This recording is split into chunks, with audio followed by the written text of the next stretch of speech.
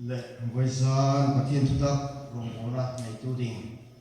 pastor Joseph Marson Zon ahun ei lan zing ha mission la ama in hun top chena ei program hai ne chui ding in chu hun chu tu hin ei lan zui ni taro se pe ki nei no ka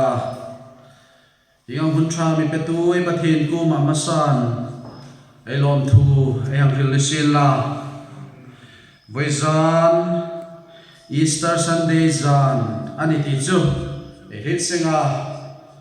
in pa na la dam ei ang saka ei ang ngai tha ka khosot hle khama kang rita in pa na la thang lovin pathin thu tak thurum ei in ba deu char sarania voizan ei unau pa ei rong bol pui puram thang loyan thokin in pa na la lomum takel ei ang ngai tha ka naki thuril zawa tlangwa la ro chang om in pa na la sak dingin ei ang fil nu ma chu hun chu thuril zo tinga hun to tinga ei ang si ani ti kha ei fit lang dingin kang thil niro se voitu pathin thuai ngai thla ka khan ei top na tak kha ei la hi kang ringa alo ngai kha tu hai chun kholai muna me to pa ti kha ei fit khom kang ringa Yesu Christa tho no khan anung le ma kha fel takin a khe fela chong chun a tho no ka ni ti kha ei thu top na ni thlan kha ei na ama antum na pun le alu antum na towel pun te khom fel takin chong chun an dinga athepa asiniti kha ei muni chuchuni man entira ei ti chun alunga oya chuang chun an tlan sa hai hung thui nok dingin a hung kir nok dingani ti an entira ni ti ni kha a hung nok dingani ei lal pa Yesu Christa ni chuchui nen tir na chu sun som pein paisa ni ei lal pa Yesu Christa hung nok na ding thu ngai tha in la ti chu no mum kang tia vanai ta dingin mun simina feri ti ei fi ta chun vai sunai hil na kian thok khom khan Yesu Christa chu pa ku ma nang le kei hil pui tu dingin alawin chungani a me kani ti hi ei pathi thu khama ami hil bokani ei ni ti lungril ei ni ti ngai tu na nein pa chang ti nga hil tua ami thang pe kani ahum no nge dingani lein ei lal pa Yesu Christa hum no daning ni ni ro pui takel hi nga la de o ti hiring tu hai ei ngai tu na ro ni dingin kang ringa khovel ti ei clear phan le lunga zinga lunga donga ei ngai tu no hai không ngai tu mumal thei lowa ei cha tam e mani amiro kal Yesu Christa hum no na ding ni ei ngai tu phan le ei lung ril ngai tu na ami sim thar pe no ka ei ngai tu na hai ami chom pe no ka ama chun pra na thai nei no ka ni chu lei chen bai zan na ei ni fe khom tu hilaya robo na lo lut saka lo an tu hai po po ma hi lung ril hi ei nei ding in di tung kam di tak sena yal pa hum no na ding ni iktinam ni gata iktika hum tu ta ti hi ei lung rilin ei dap ei ma la so ani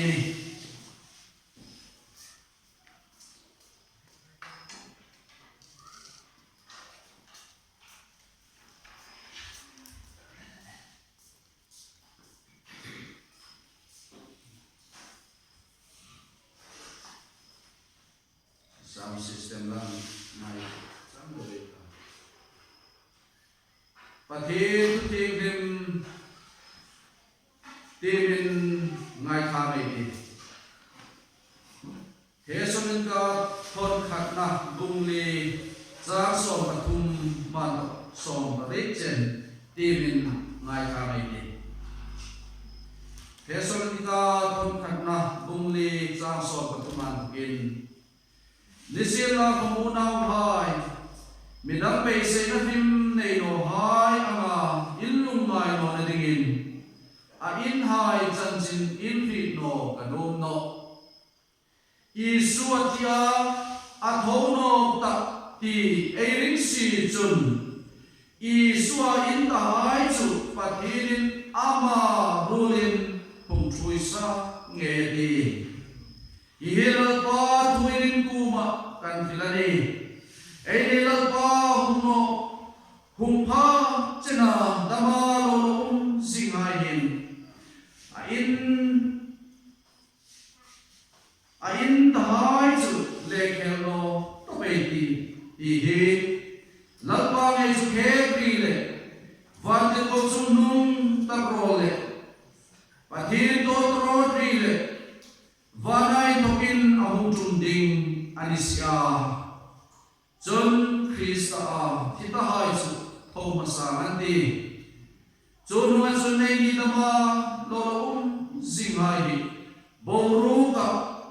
lalpa tu dingin ani hairulin sum laikin zuklakin kumeti John lalpa ku makum kuin ta meti Julein hin thu hin in thamung tu ro Tujuh patin tuni, lalpa nere masa singamal misom pero se patin mapulakurin sampai nangen di lojong trai di lalpa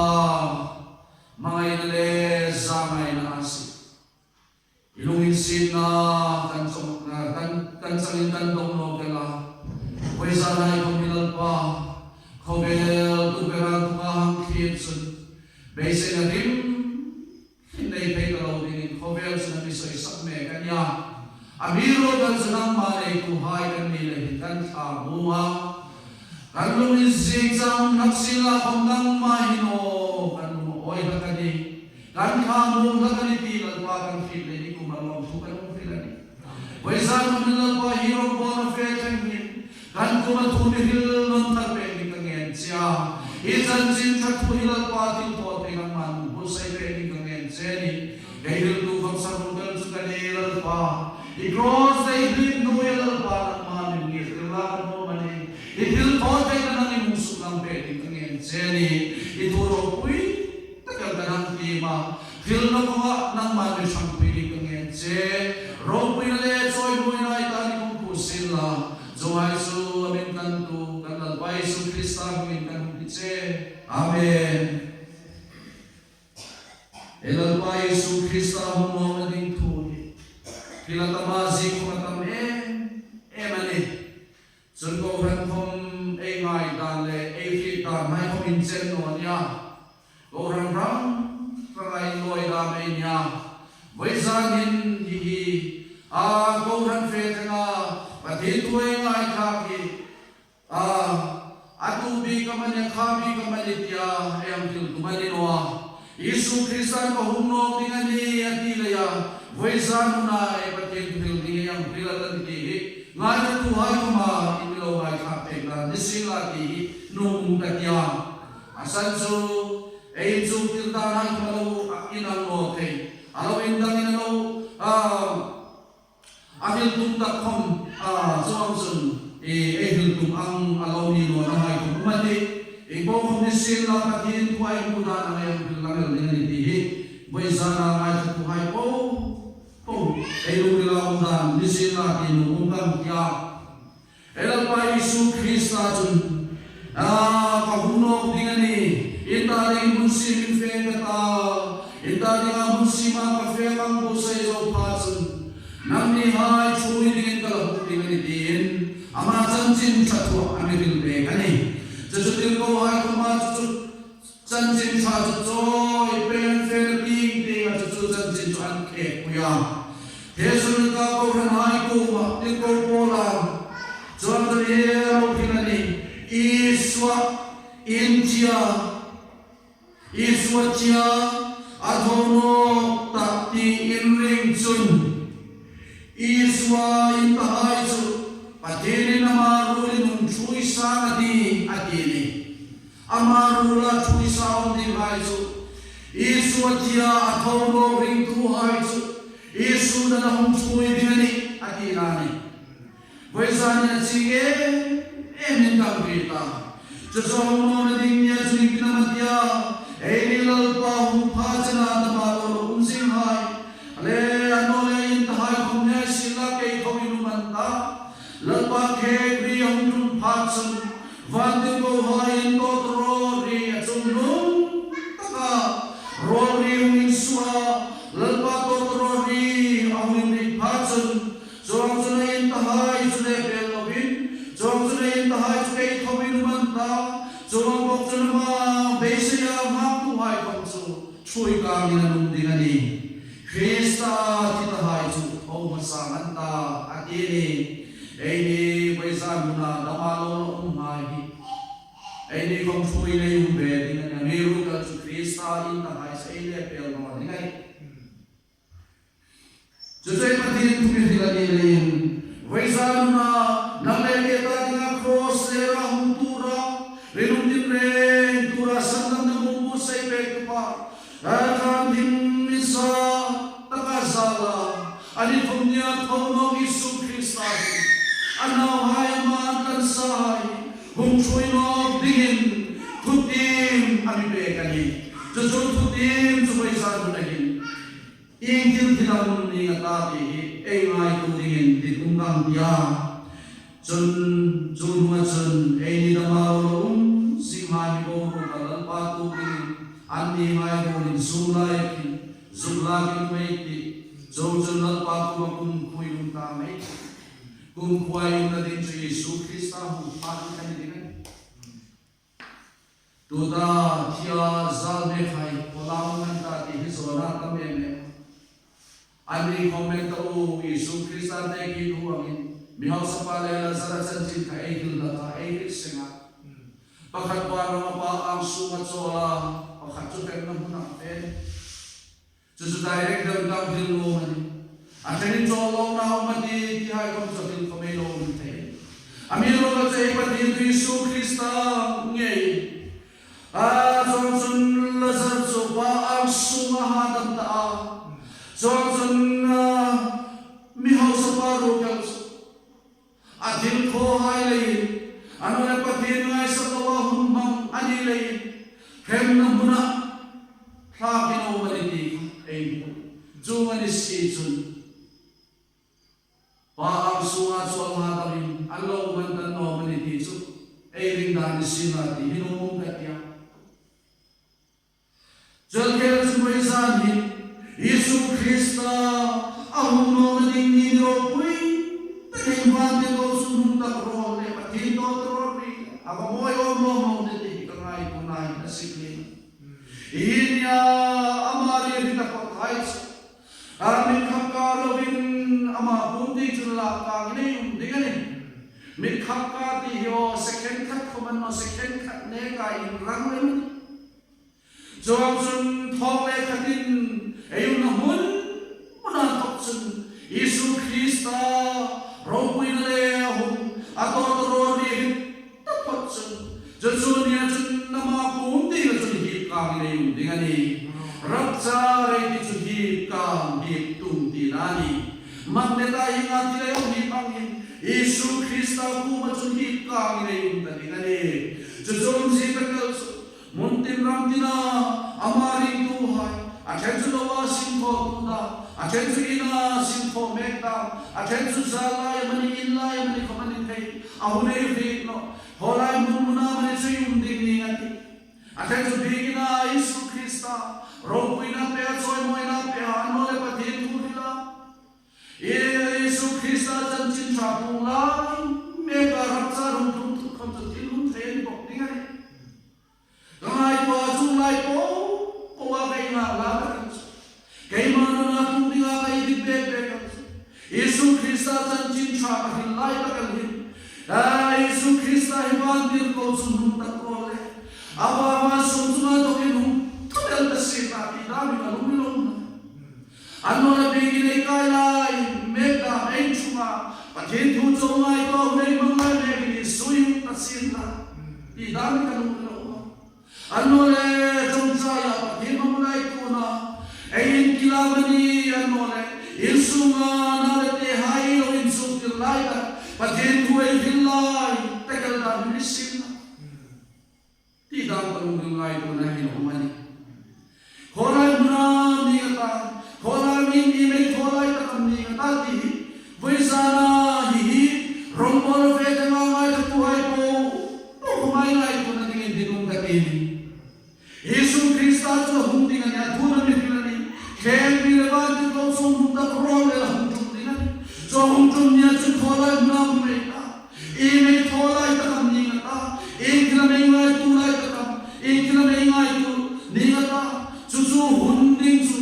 e ngai tu na tu la e ngai tu e so tu ro ki moi mo ta ki mi e de lai da mi tu pale mi lo re lai da an le mi chan mo le no le chan mo ko be ngai chan mo le lo lai ta da mi pa lo e in lao e pa sa pai pa sa no e lo de mai lo hin si lai ta da mi pa in lao da sa ahun le no no mai thong le ka ni hum tu del din ni ahun te gandal sa yo khom ni ke ve ta ni ati hu doi ni na man ya bai bu na hum che pan ta hum wa na ti ko bola un lai ko no kilan akot kot khan no kin tu hin so kot kha honga hu su kal dingir na um me chu ni na ti wa kot kha hongin nang le ke mi chui ding Yesu Krista yo kot kha na ngir me joy ai chun vai san me elat pa Yesu Krista mi san dan toi ta dinga thong no Yesu Krista na le ke ta dinga mun ro pui na mi bu sai pe dinga vana lon ne le hun mang me ki ne khat so ro pui ta ki na hum ni ni so so hum na ding ni chun ein pe lo in pe sa le in so sai ne lo um thei din so ti hi ngai ko na ding din um ta dia vai sa ni no bo ru ka in tu ding ai ei nya in tu na ro pui ni me cheli mai le an kan tu Yesu Krista in tu na ding ni ring tu chi la hai chu a chu chun ke khoi num be nan ta an ni ro len nak le ke ai ni da ma lo lo hai chu Yesu Krista ho ring ni chana da mai lo lo ma ni sun ai ni chu hingang hin la ka ni ding amiro ka Yesu Krista ring tu le pom tu khana lo za ta hai chu an thong ma sa ding chu ani amiro ka zo mun khata ama rolin ai reng in la ka ni bom ding ani hallelujah chu chu hun ding chu vai zan nei ai ngai tu nu ka ti ta seta boru ka la ine um ding ani Yesu ring tu hai le Chilo hai kum la ka ni me dia holy le facing ding ani chu zo chu ning tu mata chu zo chu til tum ding ra kha ke lo ma re um na ra kha har san na ko be le tum ding so lai chun ei til ro da ko se pa sa ram hung su ta mata ama chun a tri tim rem na khobela ro re tu hai le rem na tu si ta mata til ko pheyang takina hung lam ding ani so lai chun ama chun number of the song from 86 number tu khom thili manin chanu mamani anore thil bitu hai ta ding chu number son nei nge hungai ta ta so lai chun ma ring no po khom chum ko an ti so chun ma chun lung zui tu tam tak ne ta khobel hin la la nin ro re antichrist Jesus Krista ama dunin langit Yesu Krista do turin takal sa puso Chu lai chu ma chu lang tak le til po the tak le ro pui ta ka min sa ta una ni ta kel hai kun thun le chan ve so chu na ma chu ro re ni ko ve chu lai chun ring no ring tu ti Yesu Krista mi ti ring hai hang la kan ko ve la mi ti lo hai ei ma san hai ka be do in ru mi nan ding hangin ta ko lang ko na ko lang ko na pa ta in song vel roi ta mi ro kan sin bu kata do ni san su ko la na Yesu Krista tu ma kai pui kai amo na ni jom san ni chu no hi na ko se pa sa me ti na sa takin ro hu re ta tu hu ne ta ami ro kan san ni chu renum takin Yesu Krista Beiselan lungrila hungnayan ta Yesu Krista rindu na lungril anya alin katin humata beisela hungnayan Julai chun dilaya bibay dongle mikapa milungin sing tam takumay igiraman mati bibeta ti zona din takinani una din takinay kung tunet sante khobel la chuno ako hanti limay mi chuile nuni rabja ne Yesu Kristai ami devin mai chuile nu kan kharau ting khomi chui ka me om da dinani kharau ting bin rore ta no ni chu chu ma pa kin be se tu hai ham be long ling si tu mai tu in so e be se na sa ko ale kharau ting ne na sina kwa ami pola thunda ta hai mi pola i mai so na chun kharau ting mo ta no ni Ako na naita tinga pe karau ting manile. Ako no na ningia hino ko ran haya lale ko rin karau ting ko. Hindi ang loy be ni. So sun nan nile ni selan san himnai ti kanas. Takin dilay na hina tungri. Arak ha din. So na sun zendia na mai to ka suding ropui tatay lang dan mo sa pasarang Sinkhoi na sa takin juang jun rore at amiro kasi. Arore na sa sod no din ni kung tunlen sa beso at sun. Marore na nuya umhi. Igdi na kuman ano na matun juang jun na matuwa tira tumatin. Amale aliens 80. Ano le amale inzon na ne. Amale kanga rore ko diga tuwa lang yung buhay po. Sananta mak sananta John sulalung sento khoking chutakachun khenna renun naraka tagal hi khopera na tungno din khabun tumle chan pe kachu mani le mani inzongna mani le mani nuna teko pai Yesu Krista be se ne chajun bai bulai ni mi Yesu Krista hitu fi tu min chaman la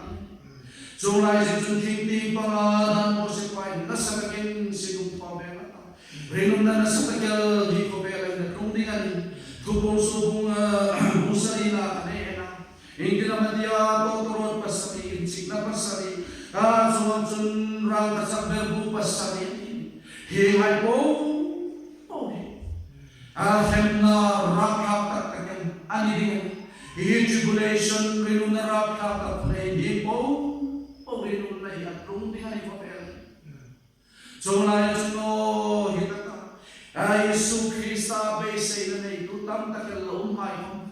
So ang tunan ni komuna sa selanun san hindi kay tobing changlang. Renun lesin la kombe say na in an petra.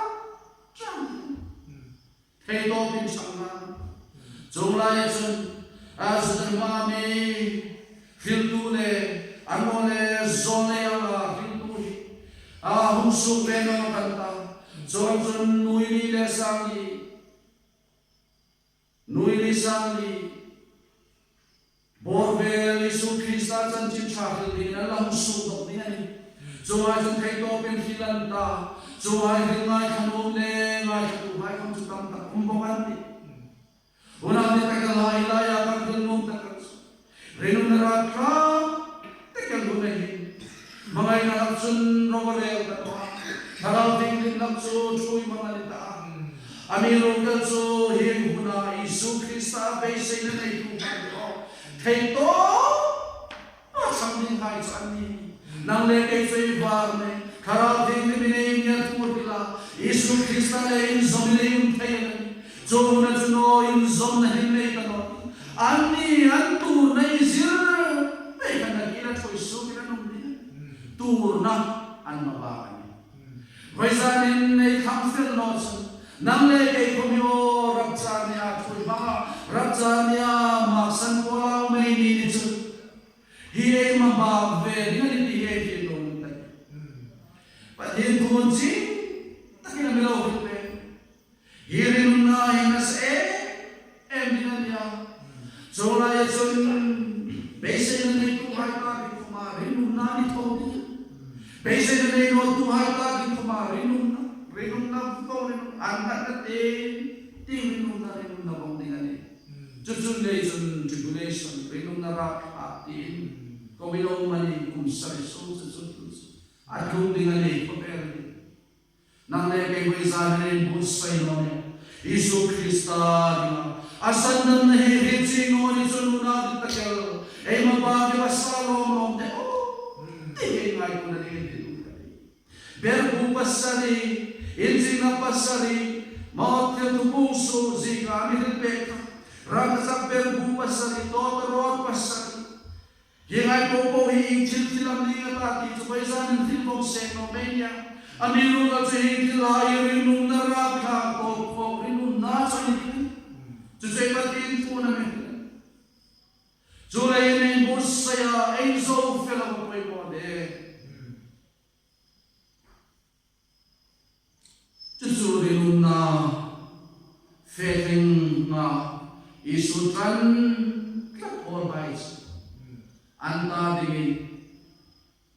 hun bo sai pe kan an na di dingi amiru dal san til tu dingu ki ara kha ehi nung katya Johnson Kwan sung chunga nang le ke Isu Christa til tho thei le Isu Christa ning la ka hum chun va sung chunga chun ne la pa Isu Christa le bun khatta mai ti patin tu na me tilani korin pandina bunga cha so nai namatya midinin taksa ejil ko hai asi acha ei koam ya ei museng pen dingin Krista roel chung pa ma chun sup langin ei phong dingan sia ni van sup sumatin atung dingan sisi mana lokman semna ei atung dingan ei til ko ang mitin taksa na ei til ko ang pe ei til ko hai asia cha ei ko ang pia ei museng pe ding Krista roel chung pa ma chu suk langin ang dingan ura di takel hai hi nang le ke Yesu Krista ring tu le tu hai ta ring sun ako hana ani ni na ya Yesu Krista taksa ni na tu hai ta ring sun hi nya hin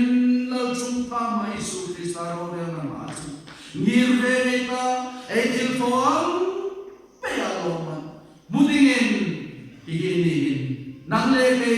Isu mula elangil tingani roel na chumpa chungin roel ta etil kodum suyang peloman ami beg tingani zoloman hasiloman manang lingata lalu kum se kailo adya mastak jusumani taksa tunun te hai ta dingin lalu kum se kailo sabut bibus sai pe dingani Vaisa din ngai kwa lalu kum se kailo sang dingin mani taksai tunun te apoi moni di ami pe ei taksai ngai tunun ha ei tunun so chen lalu kum se kailo sang ding chu ei taksai hemata dinga ei la ani tina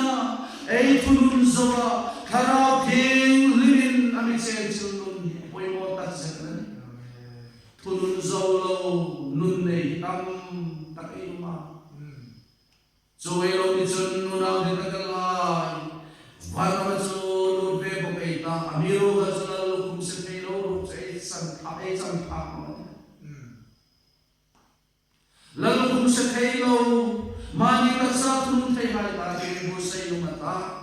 aso kaya sini mana pandina lina lalu kuma tino kani jadi karaman Tuhan mudi ni akhiri karaman Tuhan unaw kita kanai buto umlom kita kanai kamai ko lina lalu kum jang pekingin bố say về cho cái model karaman Tuhan Yesus Kristus janji sahila karau Yesus tinga chui lut ang tung suy pe kan ni lo man ni bố say về cái um dengan ni nang le kay igdila may bố say ya karau pakat về Yesus Kristus ku mahile chui lut tang o ngay ku ko model karawa dan sang lawai di pai ko ma kai ko bin sangai ki kai ni ko mai ko kai be manno ni til ko kai sanno amiru ga so hil mo puna so nang le ke ni ko ai manani hil tu mai ti hil na mai ti Yesu Kristus chan chin kai lo ping tilan pin su mai se ni na to pin tu la ya sang ta lai len sti ai so ai ping tira to pinay nule pahay patin pun nila amin so tira ai kung ai kumino kangai kung makan sati Yesu Kristus sandal na anole kausi mani Yesu Kristus sanjin saham kilni ai zam sino makan ai usay nindale ay dale bega mangai kuin hi mei ki sei di tanong tu dan thok so chan chin sha hi pe ko pin ke kui ma me ki ei si le pela hai ala he no ei mani sun anno le la hi chi no da manu mani sun pe ko pin sang la ai pi ma pul pin la ma so no ni na ki ta kan hai rong bola di ki tam voi su ko ma dei ki ta hi ma rong bola punai ma mun hai da ni na ki sei la ngai ko ko punan tungal te pulpita saman no na microphone mga la saman nga kaudin kami ay may kaino hunay kami la tumalin ay pagkaltor mo ginitin tilang puso pwede so hunay kong slow kong kay ano na bigin hay hongin sansin siya ay hindi may kong na ife kami patirin bagin patitu ay ngay kayo na ibang kaino na tumalin Miro ka sunod din tagalay bố say di hoy sunay lang in bố say di ba hey to be chan chin cha in ready you be hidung katya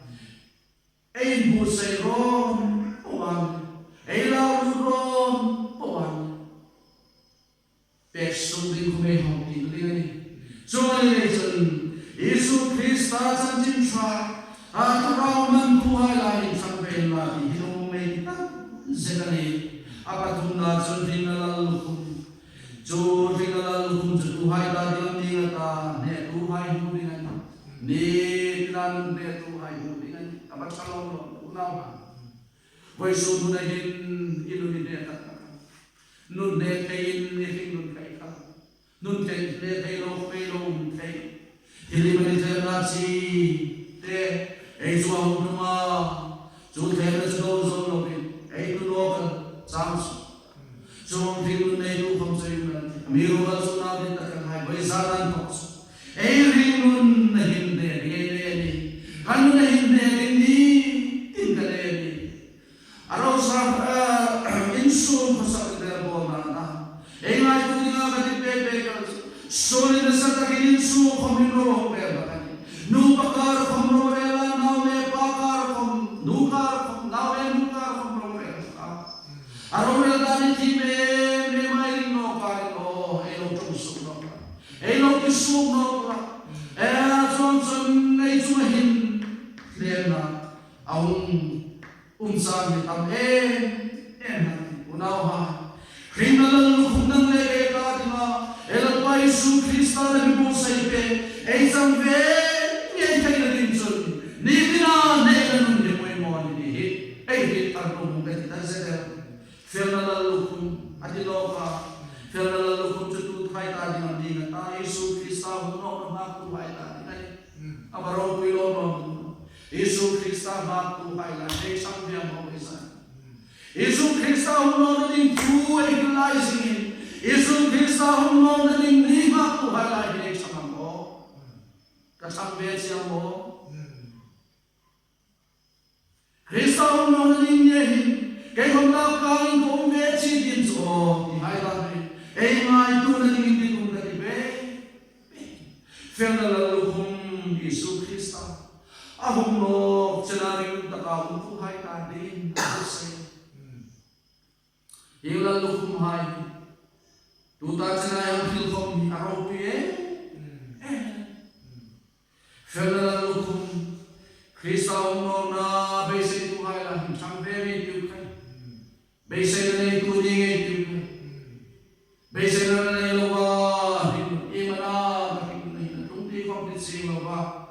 anh nói là tâm là tu không là tu lo ba mang tu ra ngay là đi bây giờ mình nu nào đi ta in mai tu ngay đi ba Giêsu Christ nó là đi na tu hai lại chẳng về ngay tu ngay tu khai à tôi ta cả đi rồi bây giờ lúc anh nói apa roh pilo no de roh pilo la lokum chu ko kan so tu hai ta din atino ba ni una de ta kal ha bai san na hin hilai tu chang adil idam dan hai hil ta alo ta kal amiru ga so yong in ta hil no ba ni ko kan so tu hai ku ni ko kan so tu hai de rong bo tu hai kom sun ko pil de wel te amiru gan so kohan aron botu pa hai no le pastor hai le ano local committee ha mani khang hai ka kasin kok til no mi chu no ko thara thai to ka ko han som tu trong trai la thai to pa ko han san tu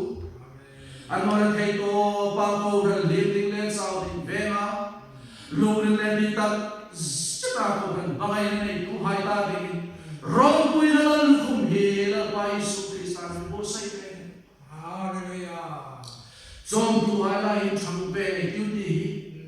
No mung ka ti ta sedan. Ko na se ni no ai fai si hai la me ta ka ko so no su. Ai be se na mu e. Ni. Bung ka lai han so chan bo pai lo ma hun ta ka ro so no. Le pai ni tu le ta bu Jitu la khai ta din sa din ara tha hangin so din khoma hangin so se din man no an tui ma mo na han sang ma so kun chun bu khama ni thar thai asan so ru an ti to le an mo to ru su pe no nei ha se a so tu din van ru tu yun no chun khai a lo e tu khai ko mo sa pe nei tiang una ta kel hai chon tu ni ba poi mo lo ko hana chon tu ni na sin mani sina ya ko hani ke ta ni ka cham lo chu ko hani chau tel ni ya ko han chon tu hai la ya cham be ni boi san hirong bola de pa ka ko hai bo sai la de ta ko han chon ta ni di ka mo ti ko min ngai tu ko be ti ba Johnson roho ransom tu highlight challenge roho bila lu kumina bilo baksiani himai po lu kumina fil le lu kumina fil lai po dai taksai fil ko am pe be ne yung dingani taksai un lai fil ko am pe ne yung dingani din ko rin se ka na fil be Johnson na din takalai bisani chanan mai yung ema ai program ni janamai fe pui ni ngai no khoisa ya to na khoma le lo ni le program ai sin da le dum da so khoisa ba san dam khom ta su dam khom ta so ne le so na ni ta ka lai su Krista no na ni ya ai lo in mo sai fe la